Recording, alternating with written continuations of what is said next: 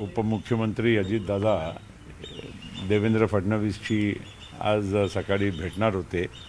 आता त्या मीटिंगमध्ये नेमकं काय चर्चा झाली अजून मला माहिती मिळालेली नाही, पण नक्कीच योग्य निर्णय जे काही करायचं असेल त्याप्रमाणेच होईल. शेवटी आम्ही सार्वजनिक जीवनामध्ये आहोत आणि जे काही म्हणजे एक तथ्य पाळावं लागते तिथे राष्ट्रवादी काँग्रेस पार्टी कुठेही कमी पडणार नाही एवढं मी तुम्हाला स्पष्ट सांगू इच्छितो. सर, पिंपरी चिंचवड असो किंवा पुणे असो, इथे अजित पवारांचा म्हणजे राष्ट्रवादी काँग्रेस पक्ष आणि शरद पवारांचा पक्ष एकत्रपणे निवडणुका लढेल अशा खूप चर्चा आहेत. असं आहे की अशी कुठलीही चर्चा झालेली नाही. काही लोकांच्याकडून सूचना पक्षामध्ये येत असते, पण त्या बाबतीत कुठलाही अधिकृत निर्णय पक्षाने केलेला नाही. सूचना येत असतात आज तुम्ही म्हणाले नाही, सूचना म्हणजे आता कार्यकर्त्यांच्याकडून काही कार्यकर्त्यांच्या स्तरावर येत असतात. त्याचा मतलब हे नाही आहे की आम्ही पक्षश्रेष्ठी म्हणून कुठलाही निर्णय केलेला आहे. अजून सिच्युएशन कशी आहे की आता 2 दिवस अगोदर निवडणुका जाहीर झाल्या. आता आमचे राष्ट्रवादीची आणि भारतीय जनता पार्टीशी पण चर्चा अजून बऱ्याच ठिकाणी अजून करायची बाकी आहे. या 2-3 दिवसामध्ये हे चर्चा केल्यानंतर चित्र स्पष्ट होईल. पण एक मी तुम्हाला सांगू इच्छितो की महायुती म्हणून जे आम्ही आहोत ते आम्ही भक्कम आहोत. त्या महायुतीमध्ये असं आहे की जसं मागच्या म्युन्सिपाल्टीच्या आणि नगरपंचायतच्या निवडणुकीमध्ये आम्ही वेगवेगळे लढलो, याचा अर्थ हे नाही की आमच्यामध्ये काही दुराभास आहे. फक्त एकच आहे की स्थानिक स्तरावर अनेक गोष्टी घडत असतात. सगळ्यांना आपापला पक्ष म्हणजे साबूत ठेवायचे असते. आमच्या कार्यकर्त्यांनाही वाटते की आम्हाला विधानसभा आणि लोकसभेमध्ये तर संधी मिळण्याची शक्यता नाही, पण किमान आम्ही या लहानशा आमच्या जे इलेक्शन आहे तिथे आम्हाला तरी उभा करता आला पाहिजे. आणि त्या हिशोबाने या निवडणुकीची पार्श्वभूमी आम्ही तयार करत आहोत. 2-3 दिवसामध्ये जरा चित्र स्पष्ट होईल. तुषार कामटे जे आहे ते अजित पवारांना पवारांना विचारलं गेलेलं आहे, कायदेशीर पेच आहे. आता हे जे खाती आहेत माणिकराव कोकाटे यांचं, हे नक्की कोणाला द्यायचं हे अजित पवार यांना विचारण्यात आलंय, कारण हा कायदेशीर पेच आहे आणि स्थगिती मिळालेली आहे अद्यापर्यंत. कारण तुमच्या सरकारसाठी हा धोका ठरू शकतो. एकंदरीत माणिकराव कोकाटे यांचं पद आता गेल्यात जमा आहे का? असं आहे की मी तुम्हाला आत्ताच सांगितलं की सकाळी मुख्यमंत्री आणि अजित पवार यांची बैठक होणार होती. आता त्या बैठकीनंतर कॅबिनेटही आहे, म्हणून माझ्या काही आता त्या मीटिंग नंतरची काही चर्चा त्यांच्याशी झालेली नाही. पण मी तुम्हाला एवढंच सांगतो की जे योग्य असेल निर्णय तेच घेण्यात येईल. आणि आम्ही कायद्याच्या चौकटीच्या बाहेर नाही. आम्ही पब्लिक लाईफमध्ये आहो. पब्लिक परसेप्शन असते, बाकीच्या जे काही गोष्ट असते त्याप्रमाणेच आमचा निर्णय योग्य निर्णय होईल. तुषार कामटे जो आहे काल ते अजित पवारांना एक भेटले. जरी विचारा कोणीतरी तुषार कामटे जे आहेत ते काल अजित पवारांना भेटले आणि त्याहून परत जे आहे प्रश्न निर्माण होतात की दोन्ही राष्ट्रवादी एकमेकांशी चर्चा करतात. खाली कॅडर कुठे ना कुठे डिस्टर्ब होतं की नेमकं काय हे अजिबात मला समजत नाही. कालपासून काही लोकांनी चर्चा अशी जास्त म्हणजे त्याला उदाहरण दिलेलं आहे. आता काल माझी आणि तटकरेंची मीटिंग झाली अमित शाह साहेब बरोबर. ते आमची नेहमीची मीटिंग असते. आधीमध्ये म्हणजे एक त्यांच्या सहकारी पक्ष म्हणून आम्ही भेटायला जातो आणि सेशनच्या दरम्यान आम्ही स्वाभाविक आहे पार्लमेंट हाऊसमध्ये आमची भेटच होते. त्याचबरोबर त्यांची सुप्रिया सुळे आणि बाकीचे त्यांचे खासदार भेटायला गेले असतील. कुठल्या कामासाठी गेले की काय मी प्रत्येक गोष्टी काय विचारायचं काही कारण नाही. फक्त मला एवढा माहीत आहे की आम्ही महायुतीमध्ये आहो आणि महायुतीचा धर्म भारतीय जनता पार्टी आणि राष्ट्रवादी काँग्रेस पक्ष हे योग्य रीतीनं पाळत आहे. आता खाजगी चर्चा जे काही आमची होत असते त्यामध्ये एवढंच मी तुम्हाला सांगतो की सगळे जर आम्ही बाहेर उघड करत नसेल, पण एक बाबतीत नक्की आहे की महायुतीमध्ये कुठेही काही नवीन काही एंट्री नाही आहे. पटेल साहेब, तुम्ही म्हणताय आम्ही महायुती म्हणून निवडणुका लढवतोय, पण मुंबईमध्ये खास करून नवाब मलिकांना एकत्र घेण्यामध्ये भारतीय जनता पार्टीचा आक्षेप आहे थेटपणे. तुमची भूमिका काय आहे? नवाब मलिकांच्या सोबत निवडणुका की नवाब मलिकांना सोडून निवडणुका? सोडून की सोबत निवडणुका नवाब मलिक? असं आहे, चर्चा होऊ द्या ना बाबा. 2 दिवसामध्ये आम्ही चर्चा करून. नवाब मलिक बघा राष्ट्रवादी काँग्रेस पक्षाचे ज्येष्ठ नेते आहे, पहिल्यापासून आहे. त्यांची सुकन्या सना मलिक आज राष्ट्रवादी काँग्रेस पक्षाची आमदार आहे, हेही खरं आहे. आणि आम्ही राष्ट्रवादी काँग्रेस पक्षाच्या वतीनं कोणाची चर्चा कशी करायची ते आम्ही ठरवू. असा काही नवाब मलिकच चर्चा करतील असा कुठेही विषय नाही आहे. आम्ही लोक पण सक्षम आहोत, आम्ही करू. सर नो एंट्री आहे, भाजपचा तुम्ही विरोध म्हणताय आहे, की तरी नवाब मलिक राहणार का? जर तुमच्याकडे आल्या भाजपचा म्हणजे विरोध आहे. राष्ट्रवादी काँग्रेसमध्ये तर एंट्री असू शकते ना. तुम्ही राष्ट्रवादी महायुतीत entry नाही असं म्हणताय. महायुतीचं मी हा, म्हटलं, महायुतीत राष्ट्रवादी काँग्रेस पक्षामध्ये जर आम्हाला काही चांगले लोक जर आमच्या पक्षामध्ये यायला तयार असेल तर आम्ही त्यांचं स्वागत करू. तुमचे मित्र आहेत पृथ्वीराज चौदा तरी चव्हाण, नाही. माजी मुख्यमंत्री, ते म्हणतात की ऑपरेशन सिंदूर जे आहे पहिल्याच दिवशी भारत पराभूत झालं होतं. तुमचे फार चांगले मित्र आहेत, तुम्ही सोबत काम केलं त्यांच्या. अरे बाई, पृथ्वीराज चव्हाण काय बोलले ते मी पण ऐकलं टी व्हीवर.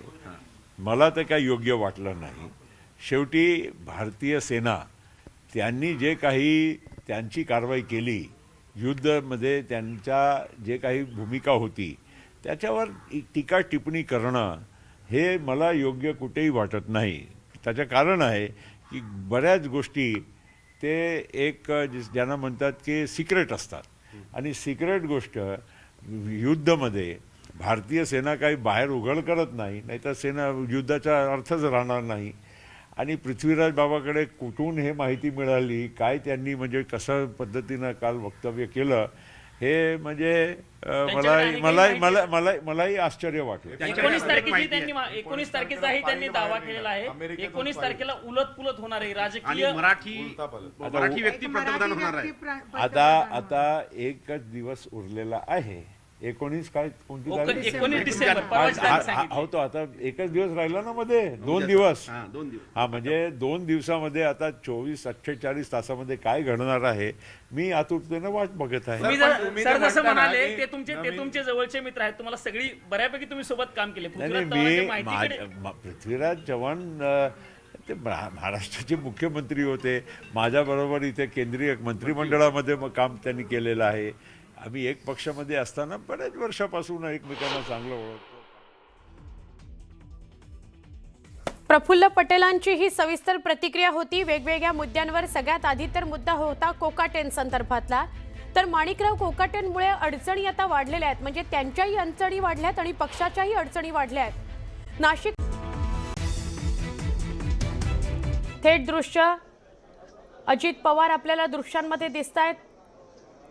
माध्यमांशी अजित पवार काहीही बोललेले नाहीत, त्यांनी काहीही भाष्य केलेलं नाही, न बोलताच निघून गेलेले आहेत.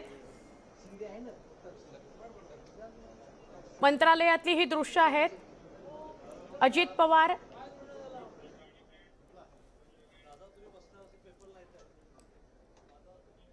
चंद्रकांत पाटील दिसत आहेत, हसन मुश्रीफ दिसत आहेत.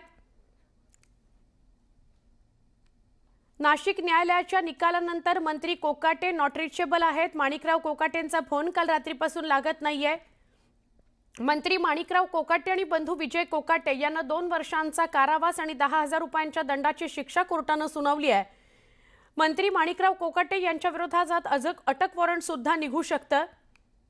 थोड्याच वेळात नाशिकच्या न्यायालयात सुनावणी सुद्धा होणार आहे. दरम्यान याच विषयी मुख्यमंत्र्यांना भेटले होते अजित पवार, पण बाहेर पडल्या ते काहीही बोलले नाहीत, माध्यमांशी संवाद साधला नाही आणि पुढच्या नियोजित कामाकरता ते निघून गेलेले आहेत.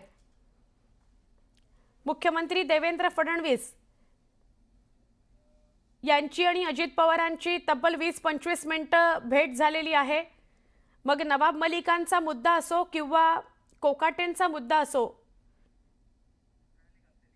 आमचे प्रतिनिधी प्रणाली कापसे यांच्याशी आपण बोलूया. प्रणाली, काहीही बोलले नाहीत अजित पवार, निघून गेलेले आहेत, पुढे काय सांगाल?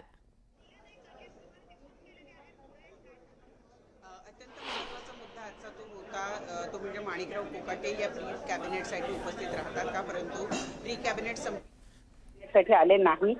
चर्चा अशी होते आज जी काही त्यांची शिक्षा जिल्हा न्यायालयाने एकूण जी काही त्यांची शिक्षा जिल्हा न्यायालयानं कायम ठेवलेली आहे आणि यावरच आता त्यांच्या विरोधात अटक वॉरंट सुद्धा निघेल अशा पद्धतीची जी मागणी करणारी एक याचिका पुन्हा नाशिक जिल्हा न्यायालयामध्ये दाखल करण्यात आलेली आहे. या मुद्द्यांवर आज चर्चा होईल असं सांगितलं जात. अजित पवारांच्या भेटीसाठी म्हणून मंत्रालयात आलेले नाही. आता कॅबिनेटला सुद्धा सुरुवात होणार आहे. याचा अर्थ ते कॅबिनेटला सुद्धा पोहोचणार नाहीत आणि त्यामुळं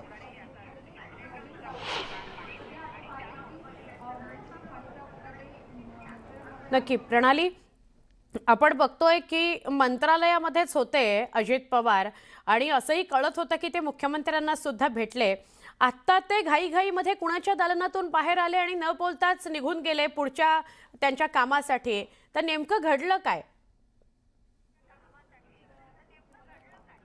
अजित पवारांचं जे दालन आहे जिथे प्री कॅबिनेट बैठक सुरू होती, हसन मुश्रीफ, दत्तामामा भरणे आणि इतर जे काही मंत्री आहेत ते या बैठकीसाठी, नरहरी झिरवळ सुद्धा आपल्याला दिसले जे या प्री कॅबिनेटसाठी उपस्थित होते. याच बैठकीच्या दरम्यान माणिकराव कोकाटे सुद्धा येतील असं वाटलं होतं, परंतु प्रत्यक्षात मात्र माणिकराव कोकाटे अजून आलेच नाही. ते प्री कॅबिनेटला आले नाही, तसेच ते कॅबिनेटला सुद्धा येणार नाही हे आता जवळपास स्पष्ट दिसतंय. कालपासून माणिकराव कोकाटे हे नॉट रिचेबल झाले आहे. अनेकांनी त्यांना फोनवर संपर्क साधण्याचा प्रयत्न केला, ते फोनवर उपलब्ध नाही आहेत. त्यांचं शासकीय निवासस्थान सुरूची त्या ठिकाणी सुद्धा ते नाही आहेत. तर त्यांचं आणखी एक निवासस्थान हे बांद्रा इथं आहे, त्याही ठिकाणी ते नाही अशी माहिती मिळते आहे. त्यामुळे माणिकराव कोकाटे नेमके गेले कुठे असा प्रश्न उपस्थित होत होता. माणिकराव कोकाटे आज अजित पवारांची भेट घेण्यासाठी मंत्रालयात येतील अशी सुद्धा चर्चा होती, परंतु ते प्री कॅबिनेटलाही आलेले नाही आणि आता कॅबिनेटला सुद्धा ते उपस्थित राहणार नाही असं जवळपास स्पष्ट दिसतंय, कारण कॅबिनेट आता थोड्या वेळात सुरू होतीये.